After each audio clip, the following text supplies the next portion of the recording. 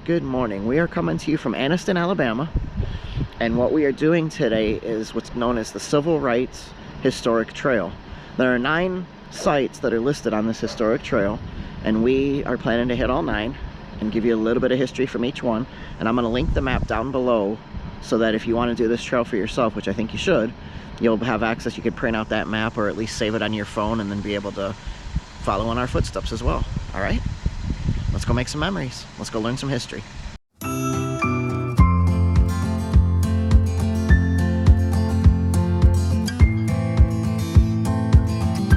This church that you see behind me that you saw in the intro is the 17th Street Missionary Baptist Church. It was organized in 1887. What this church is this church served as the home of mass meetings for black Annistonians who planned and executed Anniston's part of the civil rights movement. Reverends D.C. Washington and Nimrod Q. Reynolds hosted a succession of civil rights leaders at this church, including Rosa Parks, Thurgood Marshall, Fred Shuttlesworth, Benjamin Mays, Walter White, Dr. Martin Luther King, and Dr. Martin Luther King Sr. So there was a lot of history that took place in this as far as planning what the next strategy was going to be in the civil rights movement. So very, very important church here in the city of Anniston. Alright, so this is number 8 on our map. This is the West 15th Street Historic District, also known as a city within a city. We're going to go take a closer look at that mural in just a second. It says this district was an economic and social hub of Anniston's African American community. In its heyday, 1940 to 1950, the city within a city, it had businesses that catered to the black community, such as grocery stores, restaurants, doctor's offices, barber and beauty shops, a hotel, and other businesses thrived. The Gem Theater showed movies and hosted celebrity entertainers such as Cab Calloway and Louis Jordan. Oh, that's really cool. At the Blair Hotel, Dr. Martin Luther King Jr. held a strategy session with Reverend Nimrod Reynolds and Dr. Gordon Rogers. This was added to the National List of Historic Places in 1991.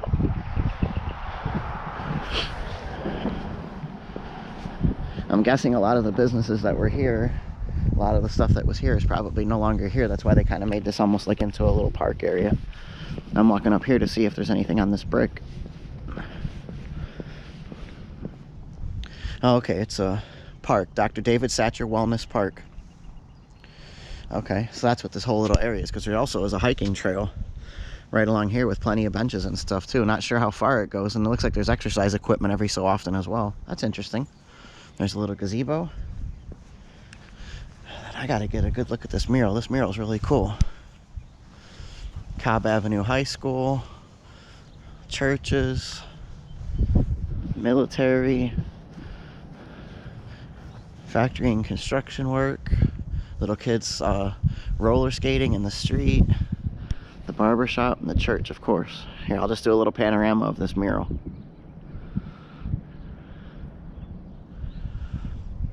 We love recording murals and stuff like that. We've done a few cities that have had murals all over the place, and this city we've already seen several murals. I don't know if I'm going to be able to capture all of them because we're trying to do all this, the Civil Rights Trail, and finish that off for you guys this morning. We'll see, I guess, whatever we come across. We'll try and get a photo of at least, or maybe a short video. All right, our next stop here on the Civil Rights Trail is currently an active hospital. It's RMC Regional Medical Center. But before that, it says, when 7 injured Freedom Riders arrived at the hospital on this date, which was May 14th, 1961, the mob that had attacked them earlier in the day followed. The riders were testing desegregation of public transportation in the South by trying to ride buses. The bus they had been riding was attacked at the Anniston Greyhound bus station, and again 6 miles outside the city.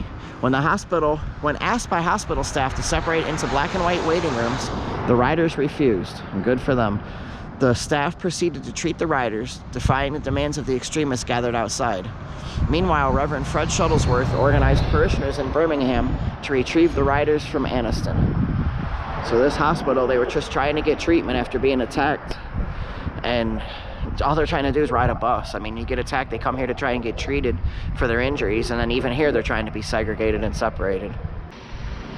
All right, the next stop here is stop number 6. This is the Lyles Memorial Library. What took place here was there were actually reverends that were beaten here. All they were trying to do was desegregate the library so that everybody had an equal opportunity to come in here and learn. Because, you know, reading, and the more you read, the more you know, and knowledge is power. And people are trying to be held back so that, you know, just desegregating every part of life, which is not fair. So they were coming here to try and desegregate the library. And unfortunately, the reverends, when they were attempting to do that, were beaten while they were here. All right, when I was standing directly in front of the library, I was kind of winging it. Hopefully you guys appreciated what I had to say there. This is the Anniston Public Library desegregation site, September 15, 16, 1963. Desegregation of the library began when 2 African-American pastors peacefully attempted to enter this building. September 15, 1963, their actions were endorsed by the City of Anniston Human Relations Council, which was pursuing desegregation of the public institutions in Anniston. As the men approached the library, several white men attacked them and both men were injured, Reynolds seriously. The next day, several people and library board members accompanied McLean as he entered the library without incident and was even able to check out a book. So unfortunately they got beaten up, but they were able to accomplish their goals by following through and being strong-willed. But yeah, this is the library. I was kind of standing down there a little bit and kind of winged it a little bit because I couldn't find the historical marker, but here it was. It's kind of hidden in between a couple trees for anybody else who comes to do the same trail. It's right down here in the corner. This next stop here is number 4 on the trail. It's the murder of Willie Brewster, July 15th, 1965. Willie Brewster became the target of white extremists after words spoken at a national states' rights party encouraged them to commit acts of violence against blacks. As Brewster drove home with co-workers from the night shift at the Union Foundry, he was shot in the neck. Upon his death 3 days later, the Anniston Star published a full-page ad offering a $20,000 reward for the arrest and conviction of his killer. It was endorsed by 268 black and white Annistonians. Hubert Damon Strange was convicted for killing Brewster on December 2nd, 1965. It was the first instance in Alabama history when a white jury penalized a white person for a racial murder. And his murder where he got shot took place in this location here. The guy was just on his way home from work, trying to earn a living, provide for his family. And innocent life was taken. All right, let's try and find where this next one is. This is our next stop on the Civil Rights Trail. You see the Freedom Riders National Monument. That's what's being put in this building. This building has a lot of significance here.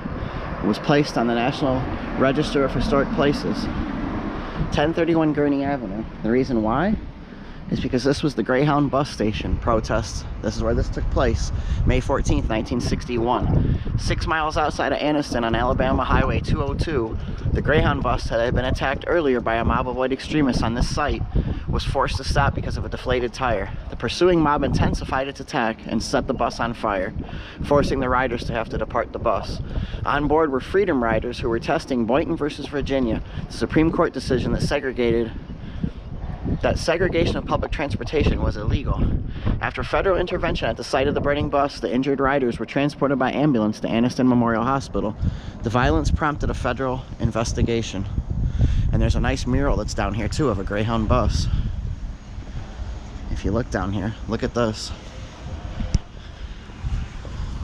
It says, "Could you get on the bus? Scenic Cruiser." It says, "It's such a comfort to take the bus and leave the driving to us, Greyhound Lines." It's a nice mural for Greyhound there. That's pretty cool in the alleyway right next to the building. And then right here it says, "Lighting the Way, honoring the Freedom Riders, the men and women who rode into history, May 14, 1961. And the reason why it's called Lighting the Way is there's a flame that continually burns up here on the corner of this building as a memorial to them and their sacrifices. Right down the street from the site of the Willie Brewster shooting and the Greyhound bus station was supposed to be the Human Relations Council, stop number 5, which I believe is supposed to be this building that's here, that's currently being renovated and constructed.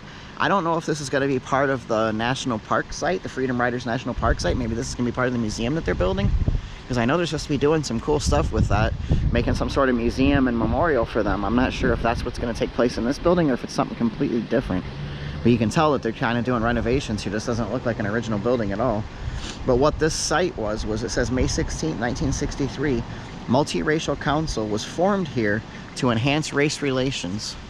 I just don't see the historical marker to be able to give you a little more detail on it. I'm guessing maybe they removed it while they're doing construction and they're going to put it back up at some point.